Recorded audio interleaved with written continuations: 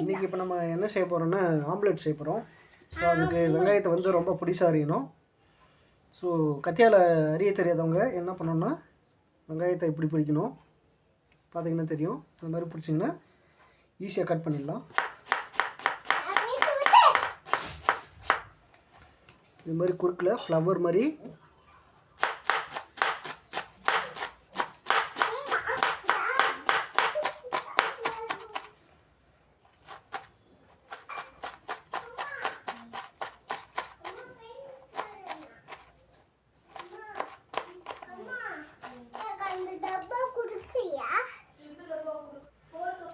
அடுத்து காரத்துக்கு கம்மியான காரம் குழந்தைக்கு செய்கிறதுனால கம்மியான காரத்துக்கு இந்த குடமிளகா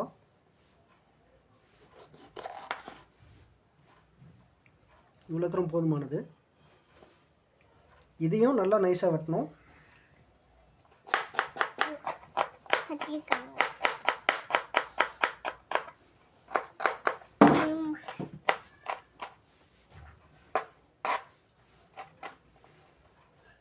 இதையும் இந்த அடுத்து இது கொத்தமல்லி நல்லா பார்த்துக்கோங்க. இதையும் நைஸாக படிப்படியாக வெட்டிக்கலாம். இது மாதிரி டபுளாக ஃபோல்டு பண்ணிங்கன்னா சீக்கிரமாக வெட்டிடலாம். அதுவும் இல்லாத பொடி பொடியாக இருக்கும் ரொம்ப. ஸோ இது மாதிரி ஃபோல்டு பண்ணிங்க.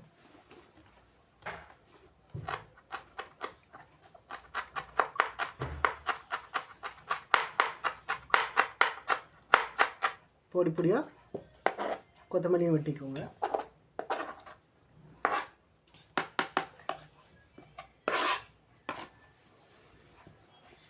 அடுத்து இது வந்து கோஸையும் சின்ன சின்னதாக கட் பண்ணிக்கணும். ஆனால் இவ்வளோ பெரிய கோஸு தேவையில்லை.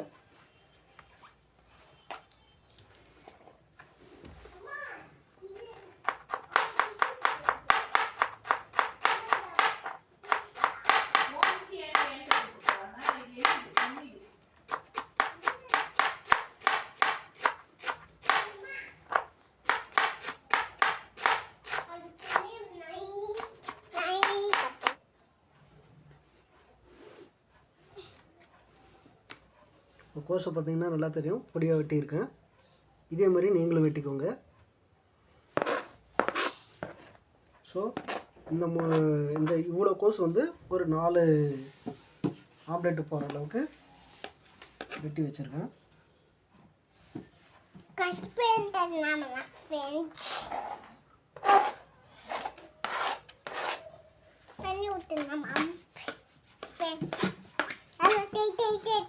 ஸோ வாங்க இப்போ போய் சமைக்க போகலாம்.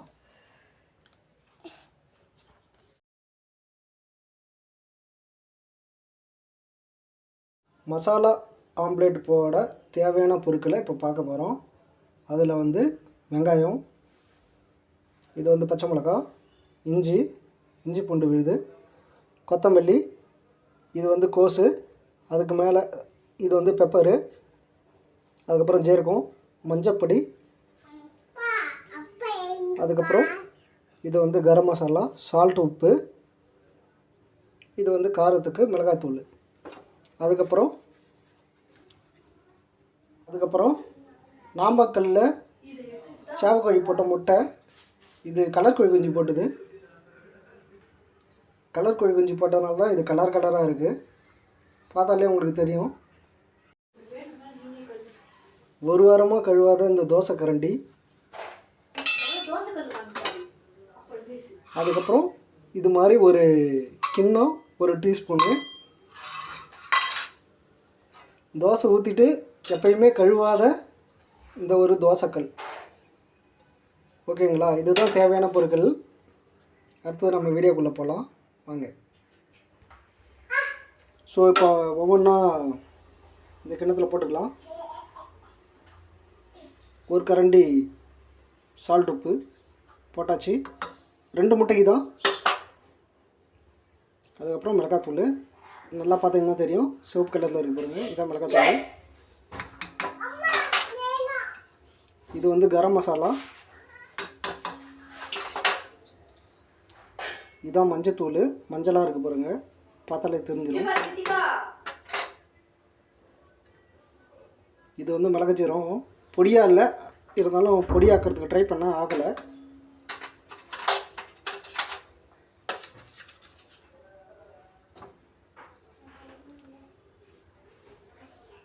அதுக்கப்புறம் இஞ்சி பூண்டு விழுது நல்லா விட மாட்டேங்குது. இப்போ வந்துச்சு.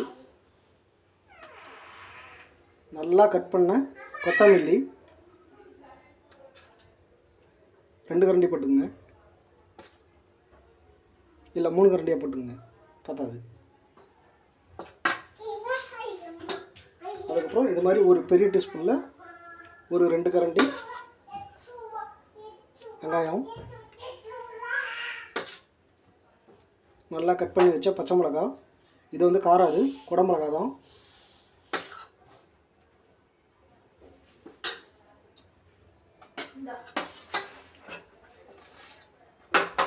அதுக்கப்புறம் ஒரு கரண்டி கோஸ்,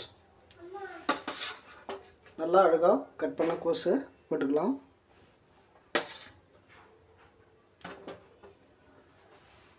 இப்போ என்ன பண்ண போகிறோம், நாமக்கல்லேருந்து வந்த முட்டை.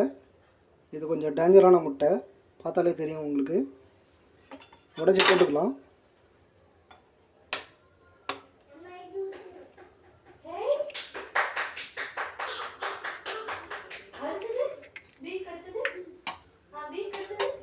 அடுத்தது என் பொண்ணு வருது முட்டை. இது கொஞ்சம் ஏட கூடமாக தான் இருக்குது.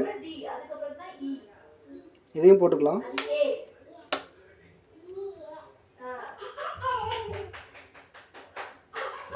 இப்போ இதை நல்லா கலக்கணும்.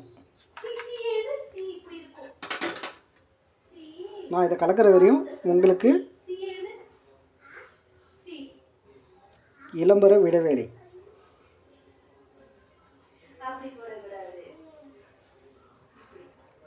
ஸோ இப்போ அடுப்பை கொளுத்திக்கலாம். இது வந்து லைட்ரு, எலக்ட்ரிக் லைட்ரு. நிறைய பேருக்கு தெரிஞ்சிருக்கும், ஒரு சிலவங்களுக்கு தெரிஞ்சிருக்காது, பார்த்துக்கோங்க. ஸோ இப்போ தோசைக்கல்லை அதில் வச்சுக்கலாம் அடுப்பில்.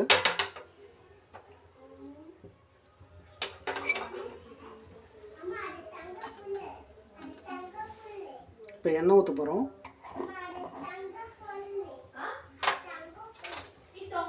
இது மாதிரி கரண்டி ஒன்று எடுத்துக்கோங்க.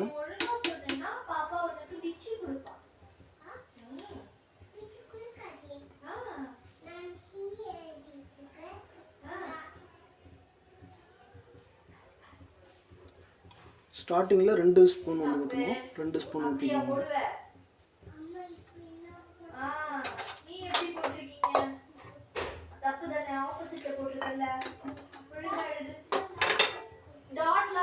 இப்போ மொத்த எண்ணெயும் ஸ்பிட் ஆகிற மாதிரி வச்சுக்கோங்க.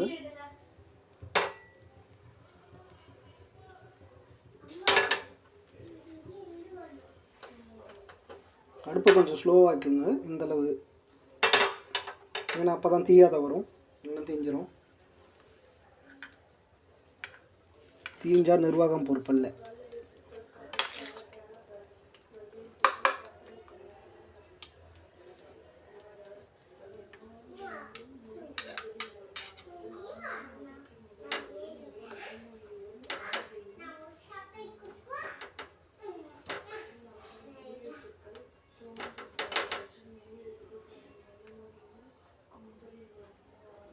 ஸோ இது வந்து 30 to 35 rupees விற்கிறோம் எங்கள் ஹோட்டலில். நீங்களே செஞ்சீங்கன்னா ஒரு 15 rupeesல முடிஞ்சிடும்.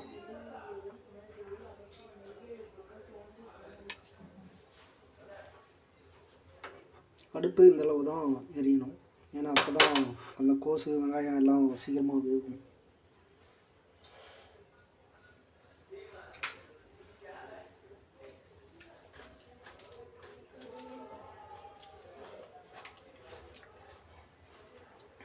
ஓகே ஃப்ரெண்ட்ஸ், நாளைக்கு 99 வெரைட்டி தோசைலாம் எப்படி பண்ணுறதுன்னு பார்க்கலாம். அதுக்கப்புறம் ஒரு 50 வெரைட்டியான இட்லி எப்படி ஊற்றுறதுன்னு பார்க்கலாம். ஓகே ஃப்ரெண்ட்ஸ், ஃபைனலாக எப்படி இருக்குன்னு பார்த்தா இப்படி தான் இருக்கும்.